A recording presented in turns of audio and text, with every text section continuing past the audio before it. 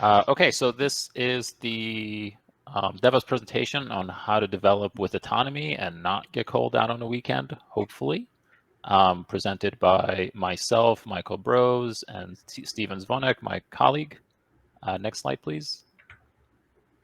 So just quick words about myself. I am currently a architect, a release architect for the WebSphere product family, including Liberty and Open Liberty. Open Liberty being kind of almost like a case study for the website, a case study for this presentation. So we'll be talking about that. It's not particularly about the product, just kind of things that we learned along the way that hopefully maybe we can pass on to others.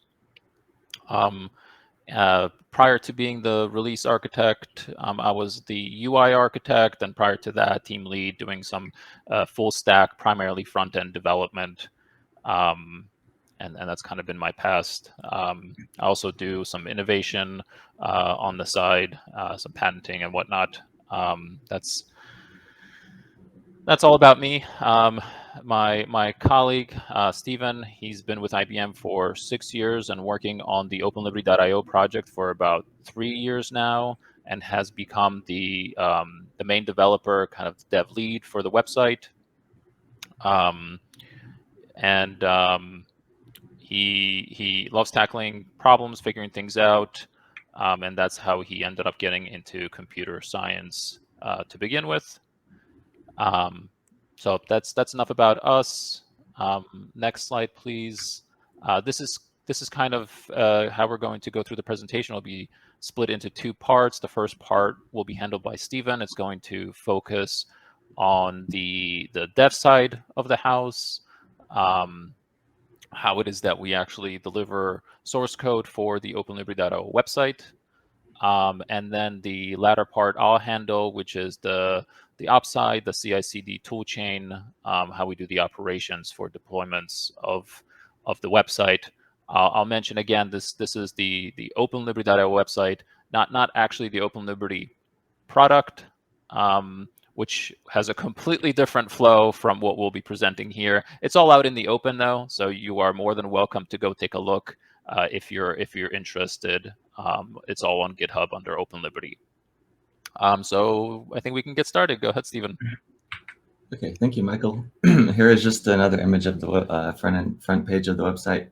You can go visit it if you want later. So how we got started, about 3 years ago, Open Liberty open sourced, and we inherited a website for it.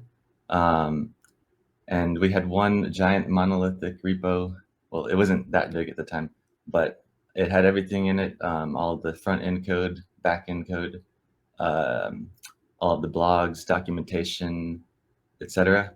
And the project was growing very fast because we had just open sourced, and our team inherited the website.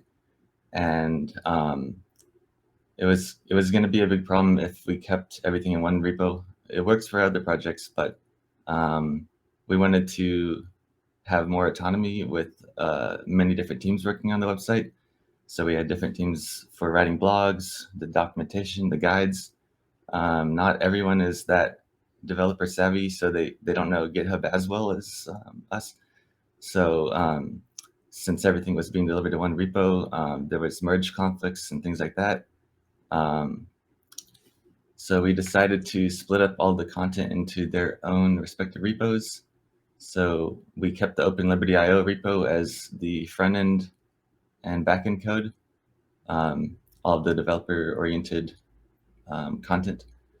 And then we had a repo for blogs, a repo for the documentation. Guides had their own repo, one repo for each guide, because each guide has a lot of different content for it. And then we had a repo for certifications. Another benefit of this is that each team could autonomously control their content without having to worry about the other team's flow of code into production. And they could also deal with things like redirects. So like if they update where a page is on the website, they can add a redirect for their own content without having to ask us to do it. So it was nice to split everything up so everyone could focus on just what they're delivering. This is how the content for OpenLiberty.io repo flows into production. We make a pull request into the draft branch. It builds it into the draft website. We verify that everything's correct there. Sometimes things go on in development for a while before they're ready to be delivered. And once they're ready, a pull request is made into staging. And then that's built and viewed on the staging website. And then that same code is taken from the staging branch and just delivered to prod via a PR pull request, knowing that the staging site looked correct and that everything will build the same on the production site. So once that's delivered to prod, the build builds the website and deploys it.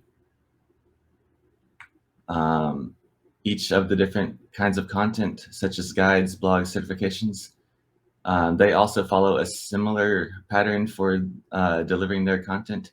So as you can see on the left, they delivered their content into draft, and it builds the draft website, which has everything, all repos draft branch is built together, as you can see on the bottom left draft site. And then also what happens is the second arrow, their content gets built by itself. So if they're writing like a new guide and they want to focus on just the guide, that will get built on what's known as just a content-only draft site. So it has all of the production UI and backend code. It has all of the blogs and certifications from production, and only, it doesn't have any of those. Obviously, it has the UI, but the content-only draft site for guides would just build the guides, so it's much quicker for them to see their results and develop content for the guides. Instead of taking like an hour for the whole draft site to build, it's roughly like 20 or 30 minutes, so it's much faster and a much shorter feedback loop for them to write their content. And that's the same for blogs and certifications. They all have their own pipelines and staging sites so they can view it. So they would deliver their code into staging, and it would build the entire staging site with all of the staging content from different teams. Because there's sometimes a scenario where a new guide or documentation is written, and it also requires new UI changes. So they can view it there, and then they can also view it, their staging only content. And then once they verify that that is correct, they make a pull request from their staging branch to production, and then the production site is built. The documentation for the website is built slightly different. Last year, we switched the documentation over to a tool called Antora. It's open source. You can go read about it. It's very easy to use for doc writers. All of the updates that they make for the documentation tool, we can just pull in and reuse, so we don't have to write it ourselves anymore. And the UI is streamlined between all the documentation, so that is also free, like pulling it in. And then Antora is also cross-repo content, so it builds from many different repos. This is the content flow for docs. There's something known in Antora called a playbook. So we have one playbook for draft, one for staging, one for prod. The draft playbook basically says what content the draft site should build for docs. So the playbook specifies branches of docs in GitHub. As you can see on the right, there's V 20.007, 8, 9. Each branch is a different version of documentation, so it's very easy for the authors to create a new version and deploy it onto the site. With each release, we have monthly releases now. And then likewise, we have a staging playbook, which they test the staging docs, and then production also, which is a much smaller subset of the draft and staging playbooks. Next slide. Java docs are, they don't use the playbook because Antora can't handle large generated content yet, but we use the same schema for Java docs for building the website. In the Java doc repo, there's a draft, staging, and prod branch, and each of those get deployed to the respective draft, staging, and prod sites. Because the Java docs don't change that much between each release, so we just have one set of each Java doc. How we automatically trigger site builds. Before, we were using Travis CI for the draft and staging websites because Travis CI is free. It's very fast to spin up a build in a VM, and all of the different content teams could easily view the builds and trigger new builds for their respective draft and staging sites. And then for production, we would use IBM Cloud to build and deploy. But they made a change recently where open source projects were very, very limited on the number of build hour credits they received for each month.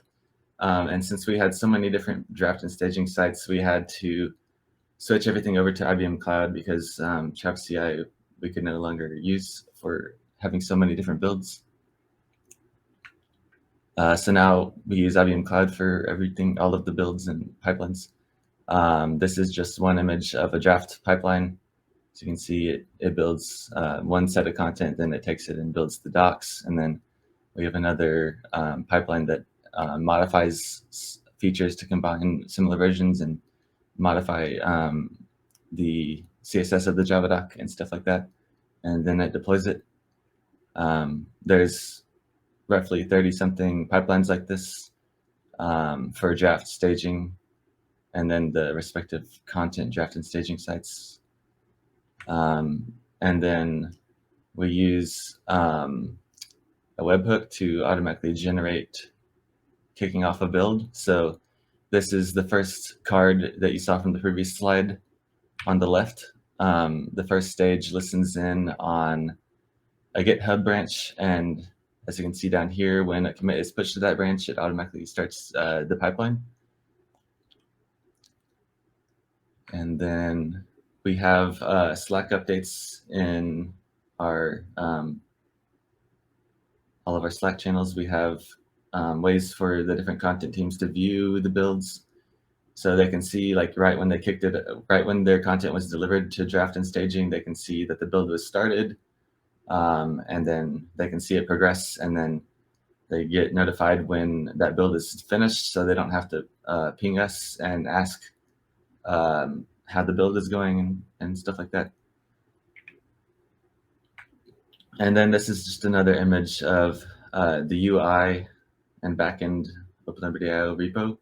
It's just a Kanban board in GitHub, which we use to track our issues. We have new issues, and then we go in every 2 weeks and prioritize them and put them in the backlog. And then developers pick up the highest priority work in the backlog and work on it. And then they close it once they're done. And then there's other columns for design and stuff. I'll hand it back over to Michael for the next part. Okay, screen share.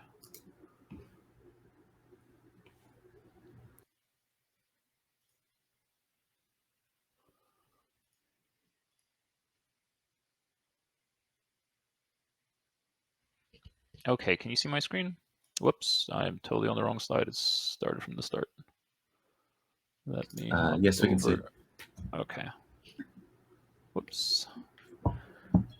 Okay, so that kind of covered the development side of the house. Now we're going to try and cover the operations side of the house.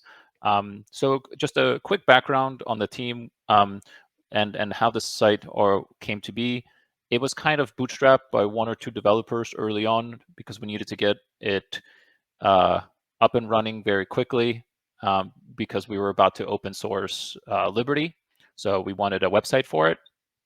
That developer was not really part of the team that worked on it. And then it was handed over to this team to continue with ownership of the website and any future and forward development. The team had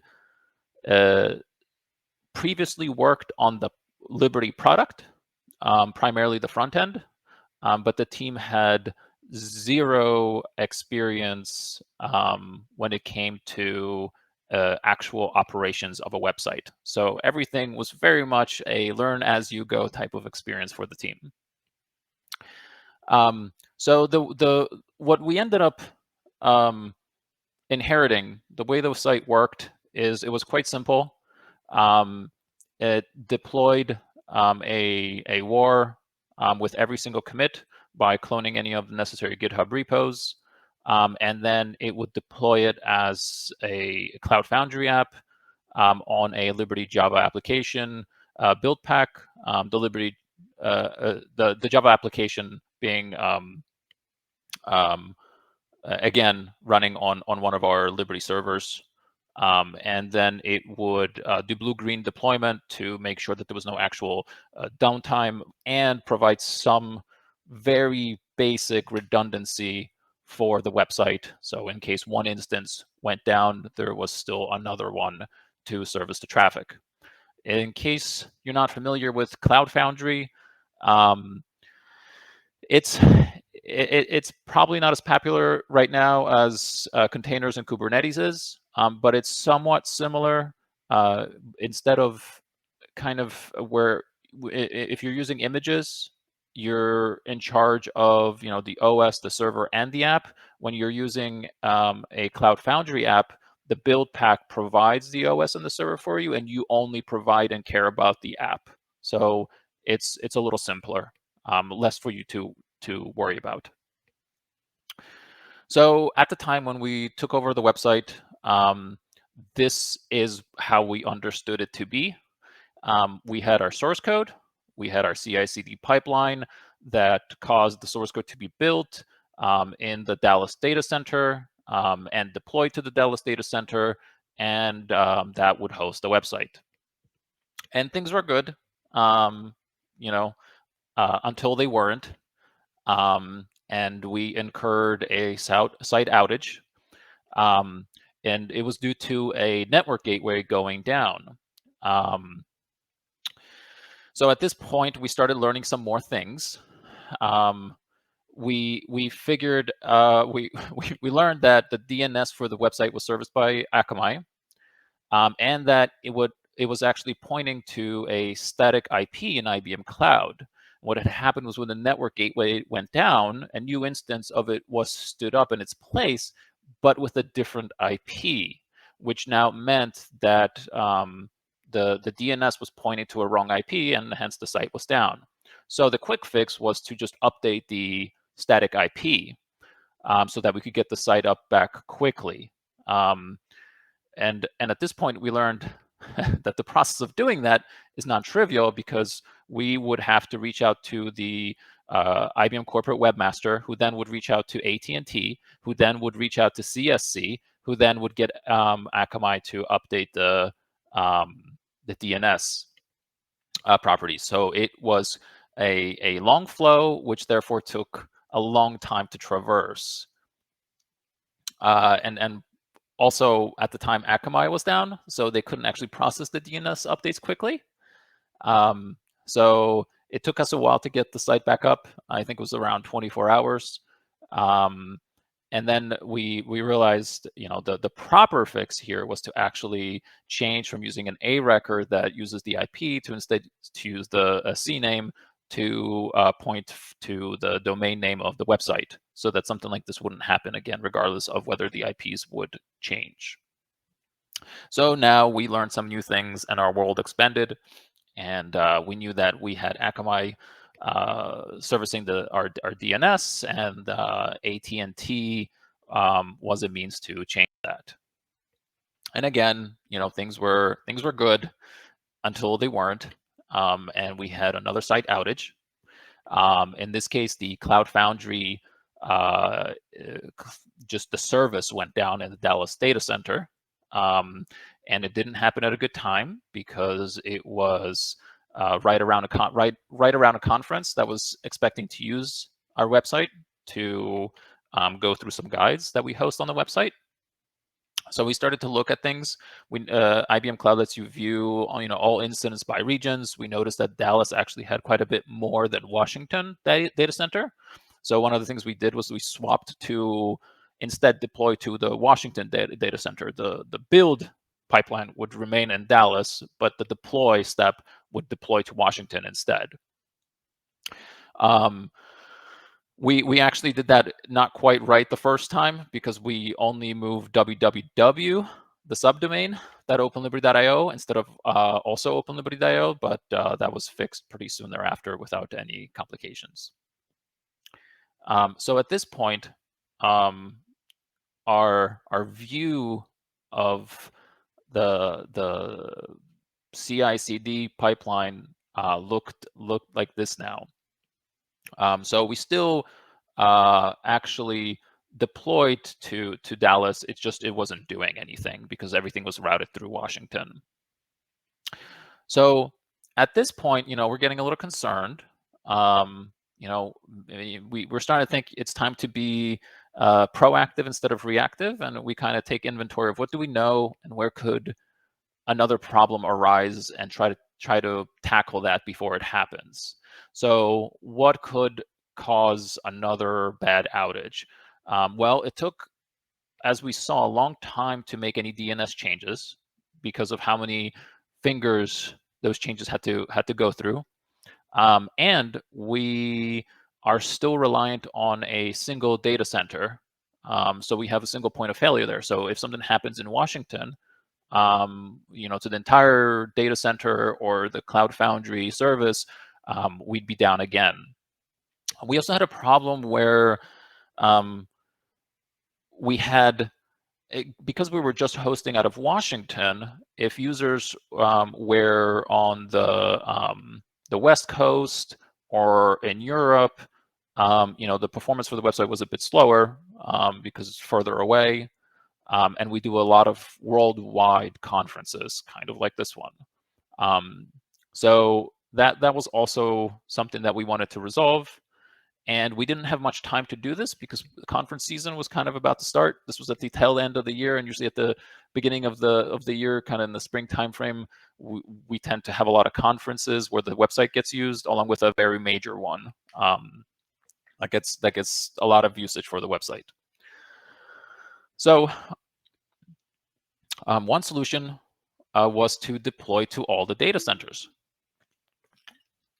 This meant that not only would we have redundancy in case one went down, but we also had a means to route people potentially to the different data centers to get them much better performance based on the region.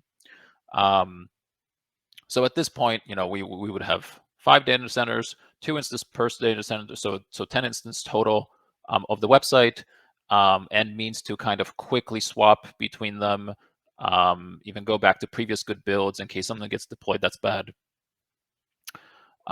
So our world expands a bit more again. As you can see, now we're deploying to all 5 data centers.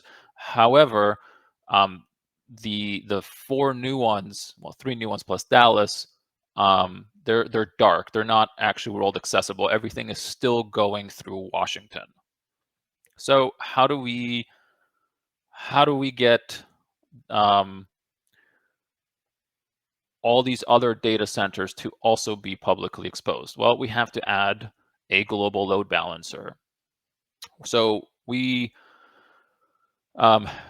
created one. At which point, so a quick way, the way the GLB works is you create origin pools per data center. Then you assign the pools to each region based on what you would expect to be the best round trip time, right? So if you're in US South, Latin America, you would probably want the Dallas data center because it's the closest, followed by the Washington data center, followed by the UK, followed by Germany, followed by Sydney. So you kind of do an order. And you create that for each region. We had to do this actually by hand at the time because dynamic steering was not available. Nowadays, if you do this, you can just enable dynamic steering, and they'll use health checks to figure out the best round trip time and route accordingly. So actually, you don't have to do it. It's still a good idea to do it just in case they have an issue with the health check. They will fall back to your settings. Another thing that we learned is that the IBM Cloud Internet Services is really just Cloudflare. So whenever we weren't sure on how to do something, we could just reference Cloudflare's documentation because it was one and the same. So this became very helpful. So now we needed to figure out how do we become confident that what we created will actually work without taking the website down. Because we certainly didn't want to incur a site outage by making all these in order to make these improvements. So, wow, we didn't do that correctly the first time. We didn't know a lot of things. We didn't know how Cloud Foundry routes actually worked. We were under the impression that the OpenLiberty.io subdomains were not available for us to test.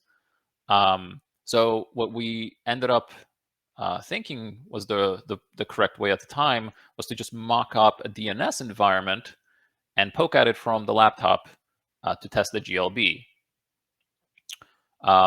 Again, to make sure that the production environment remained as it was. So that looked a little bit like this. We made no public changes to DNS, so our production environment remained as it was. And then locally, we would make changes in order to be able to hit the global load balancer.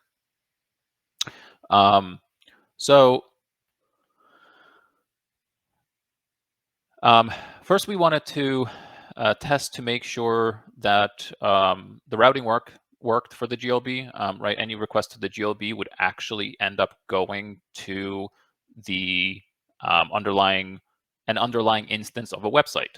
So we use Dig for that, which is a command line tool for querying domain name system servers. So that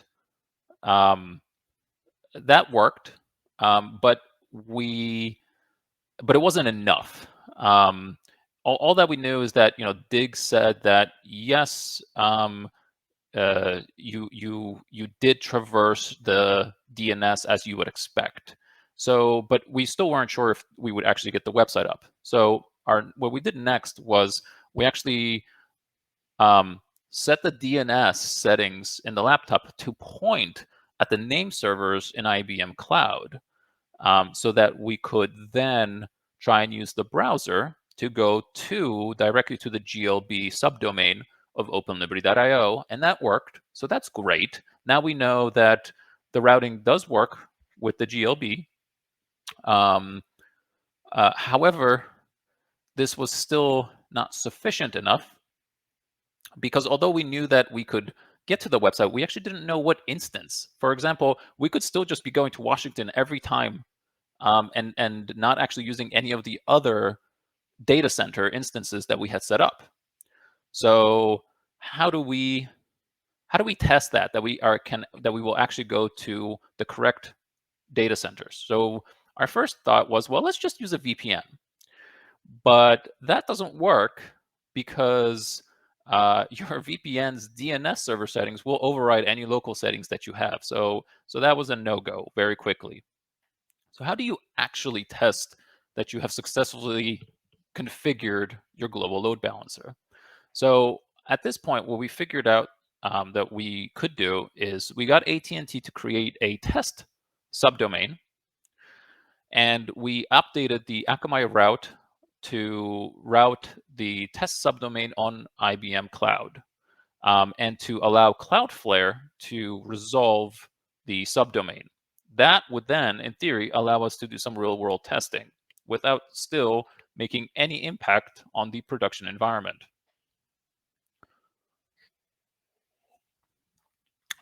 So in essence, what we've done here for the test environment is AT&T was no longer necessary because Akamai was no longer necessary. And now this subdomain was completely,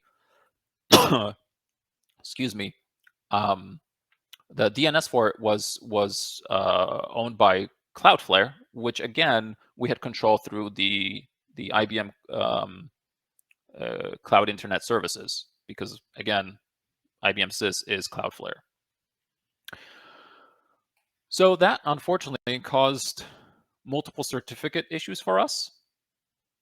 As soon as we tried to go to the domain, to the test subdomain, things would fail. And the GLB health checks would fail, and then the routing from the GLB to the instances would fail. So we had issues. So this is now what things look like for the test server. Again, our production remained unchanged for all of this. So as you can see, we had issues in multiple places for certificates. So the problem was that at the beginning we were running the GLB with proxy mode off, and what that was causing to happen is our private internal cloud certificates, which are mybluemix.net certificates, were being exposed to the website. These private certificates are not CA signed by something that browsers would accept. So of course you would get the dreaded "your connection is not private" message. The site actually still worked if you just accepted it, because it was routing to the correct data center. It's just the certificates were completely incorrect because we were exposing the wrong ones. So once we enabled the proxy on, now what was happening is the GLB was correctly showing the paid DigiCert, but that was causing a 404 because the GLB was not able to now communicate with our underlying CF instances for the website. So once we set up the correct routing, so that instead of pointing at a direct instance of our website in the data center, we actually pointed at the correct data center endpoint. Now the GLB did get the correct certificate. The problem was that because we added the test subdomain, it was now the geo, the US South portion, was now a secondary subdomain, which the certificate did not cover. So the GLB health checks would actually now fail because of TLS mismatch errors. But we were getting close at this point. And we needed to figure out how to get around this issue. One option would have been buy a certificate for the test subdomain, but we weren't about to drop a couple grand just for testing purposes. So we wanted to figure out how could we do this instead. So we figured, okay, well, let's put the GLB work on hold and instead migrate OpenLiberty.io to SYS from Akamai. We knew that we can do this correctly because we've already done it with the test subdomain.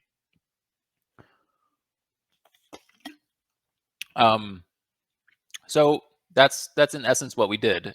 We moved OpenLiberty.io instead to be serviced, to have the DNS owned by SYS, aka Cloud Foundry. And that did resolve the certificate issue because now US South was a subdomain, direct subdomain of OpenLiberty.io, which was covered by the existing certificate. So at this point, we were in a good place. We had the everything working.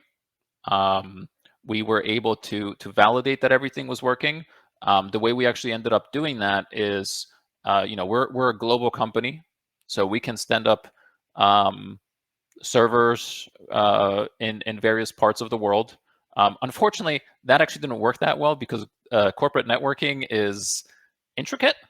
So even though the server exists somewhere in some country, that doesn't mean that that's the route it will end up taking.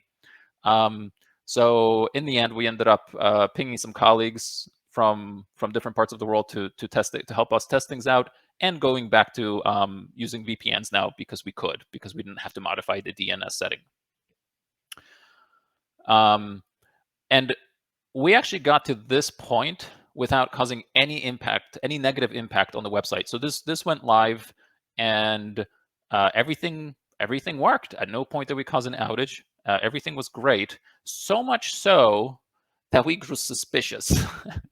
And just to make sure that things worked as expected, we forced an outage to happen for the website in Sydney at like 3 a.m. Sydney time, just to make sure that we would get the correct fallback to another data center that we expected. So there wasn't actually an outage that happened in Sydney if you happen to be trying to access the website at 3 a.m. in the morning, but the request wasn't actually serviced by Sydney, and instead it went to, I believe, Dallas.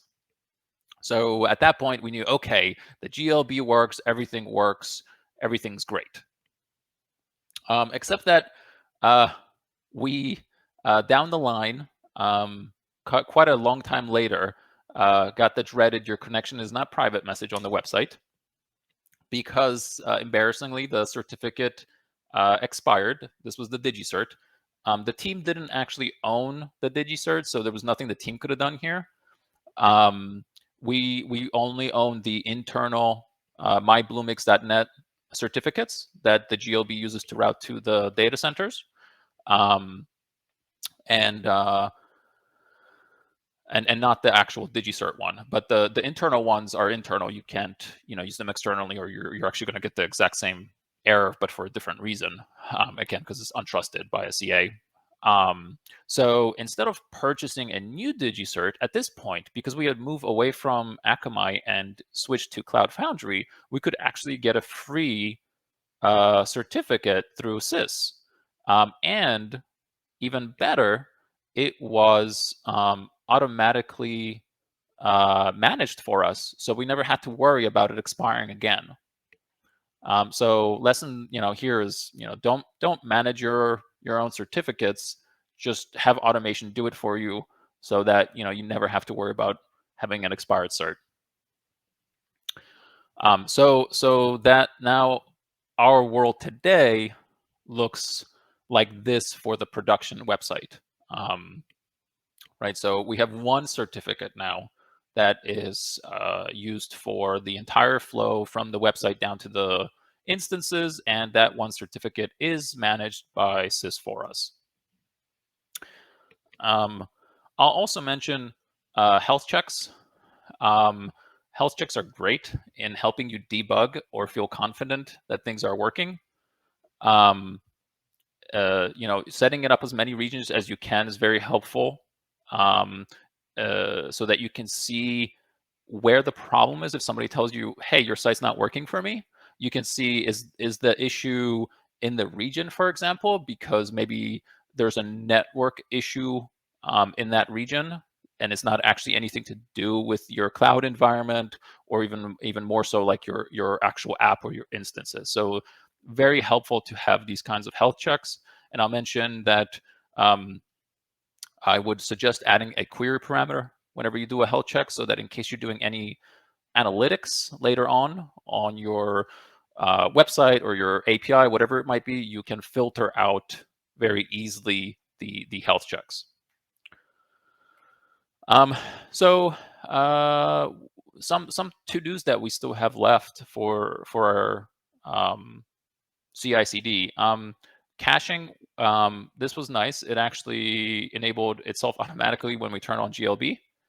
So you get even further improvement because it doesn't have to go to your server, which can in theory also save you money depending on what your building looks like. And again, primarily performance improvement for your end users. DDoS protection. We also managed to do that. gzip compression, again, also automatically provided via Cloudflare.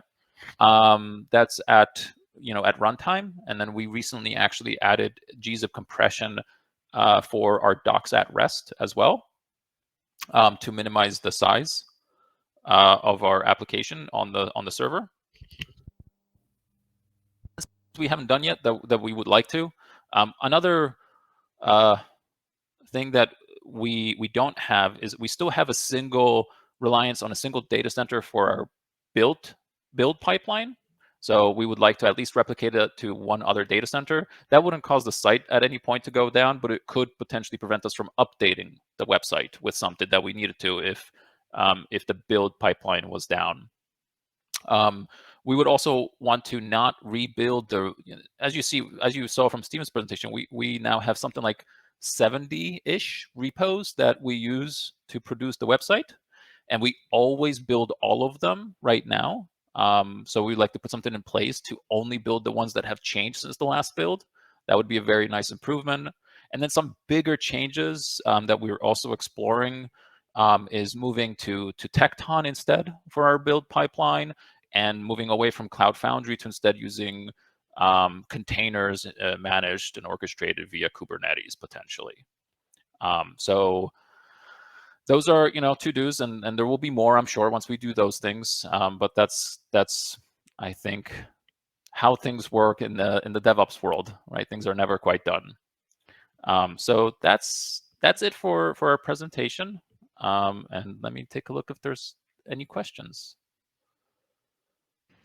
We have the questions. First of all, congrats for the walkthrough. I mean, it's impressive what you guys are doing. We discussed today about disaster recovery. Not sure. Well, yeah, in case of disaster, do you have like a plan for? So yes, to a certain point. It's it depends on the scope of the disaster, because again, thankfully now we do have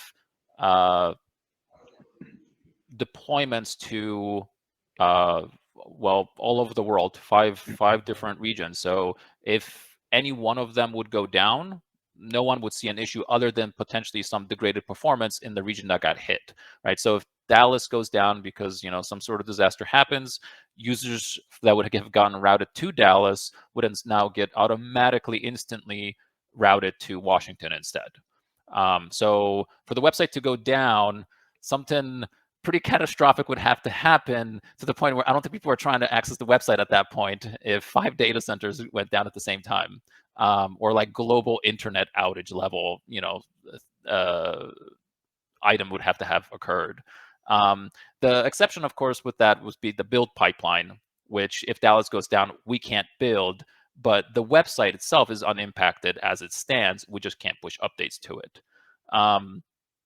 And we also have copies, because of corporate mandates, of all of our repos, in various places. They even do the whole, well, it's an option where you can do tape storage that's stored off in a vault in a mountain under the ground kind of thing.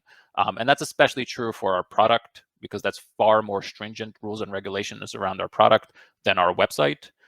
So we have to go through way more code archival type of things where it needs to ensure that the code exists for 25 years, I think is our rule, which is pretty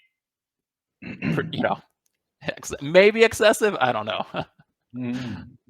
Yeah, maybe I'd be curious to see my code written 25 years ago. Yes. It would be nice. A very nice experience, I would say, probably. Sometimes 1 year is enough. Yeah, exactly.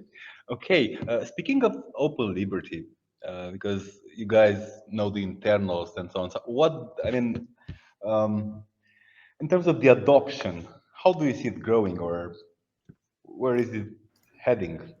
Yeah, so it's been very good.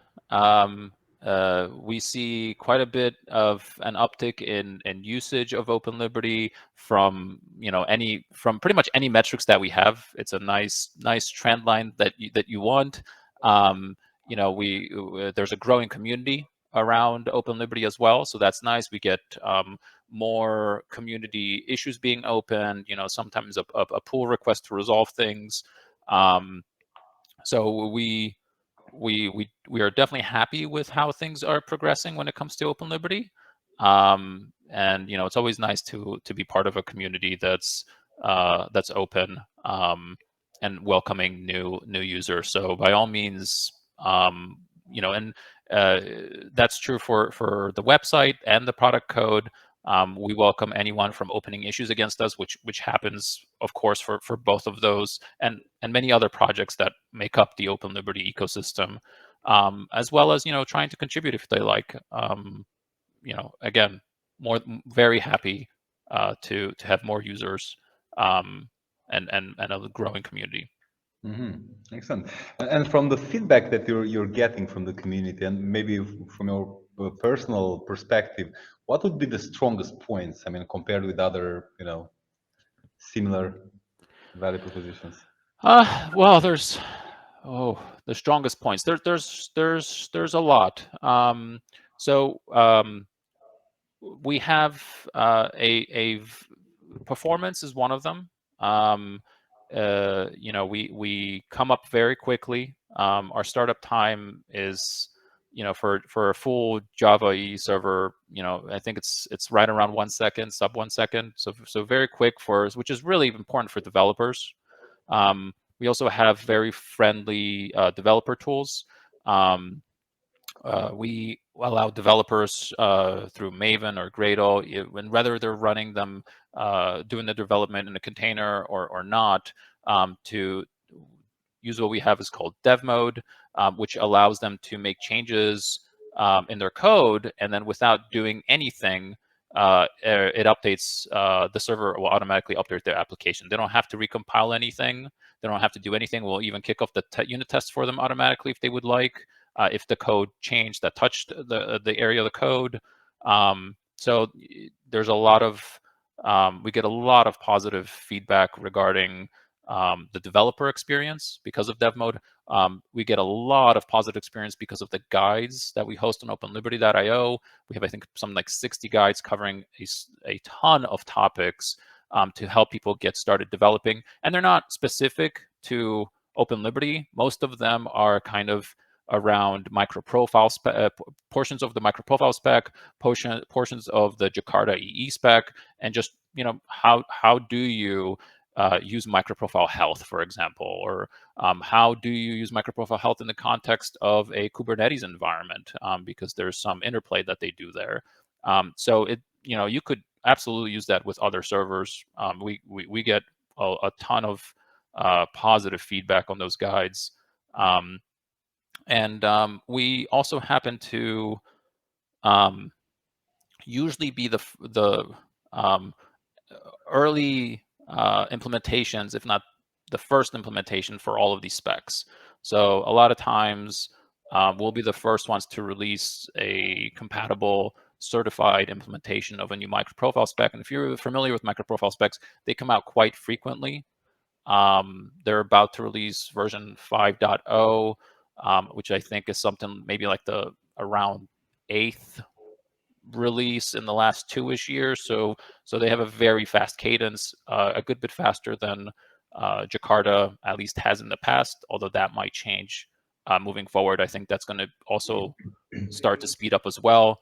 And again, even on that space, I believe we were the first ones to become a Jakarta 9 certified. So again, it's kind of lets developers get their hands on as early as possible on these new technologies that you would want to use. Excellent. And then again, from the feedback of the community, what would be the most wanted, I don't know, improvements or features? What are people looking at and asking for? That's a good question. You know, I'm not sure that we that there is any one. A lot of times, you know, I think we have a broad enough code base and level of functionality now that those items that like everybody would be clamoring for already exist. And most of the requests tend to be kind of like very specific. Like in my scenario, I would like this one thing, and you know maybe there's that one person or two people that want that. So it tends to be that we get more of those kinds of requests for improvement, rather than you know implement this thing that everybody wants, because honestly we would have already done it, and we try to do these things very early. So you know maybe like I don't know, gRPC for example, if you want to use that, we've got it, right? You want to use I don't know, there's so many new things coming out. Do you have support from, I don't know, quantum stuff? But no, we don't have support for quantum stuff yet. I guess yeah, that's true. We don't have support for anything quantum yet. I'm not aware of I was any joking, of course. So far, servers nobody's that requesting do it. yet. That will be very interesting. You know, well, once quantum computers are in existence, whether you'll ever see something like a Java server, right? Hey, it's you know, code once run everywhere, so why not on a quantum computer? Yeah, Good because reasons probably why that's not going to be easy to do, but we'll have to wait and see. yeah, I mean, you're leading the way in many respects. So yeah, that would be the next thing. Yeah, that would be very interesting.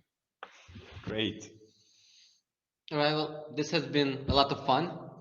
Likewise. Thanks a lot for joining Codecamp, and I hope to do it again. Thanks for having us. Yes, thank you for having us.